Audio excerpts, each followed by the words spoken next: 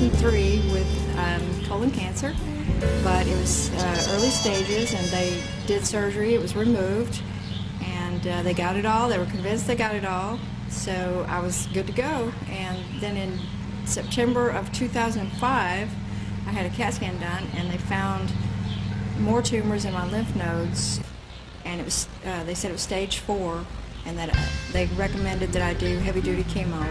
I was a little scared about telling Craig, but I'd worked with him for many, many years, and so I knew what kind of guy he was, and I knew he would be supportive.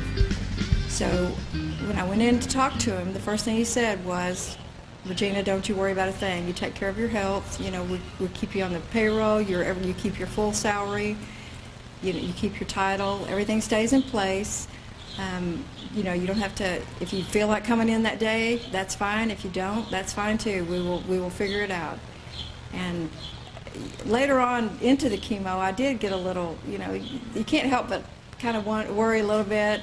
You know, am I missing too much work? You know, but through the whole thing, he was very, very supportive. And when I would come in, he would make sure that ask me if I was tired. You know, send me home early. You know, you don't want to overdo.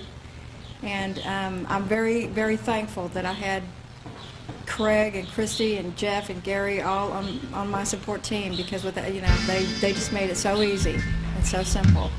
And I was diagnosed with breast cancer in 1997, and at the time I was only 32 years old, so it was kind of a shock. And then it came back again 8.5 years later, and on the other side is a new primary tumor. So I fought hard on that one too. Did all my radical surgeries, my chemotherapy, and right after I came back from my mastectomy the second time, I was only out of work for 8 working days.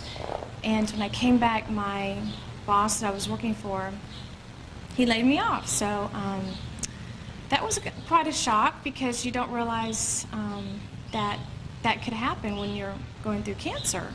And it really can happen, because you feel like you become a burden on the insurance and a lot of different things. So, not to mention the being away from work and things like that. I looked around and saw an ad in the paper that Via Viente was looking for an administrative assistant.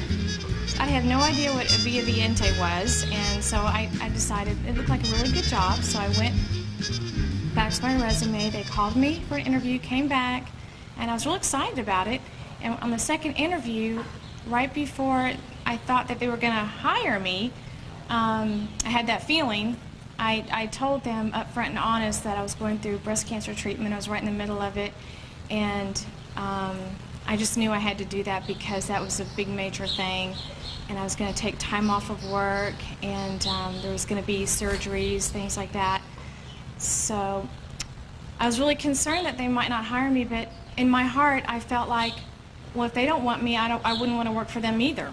So I wanted a company to work for that matched, that they would support me, I would support them.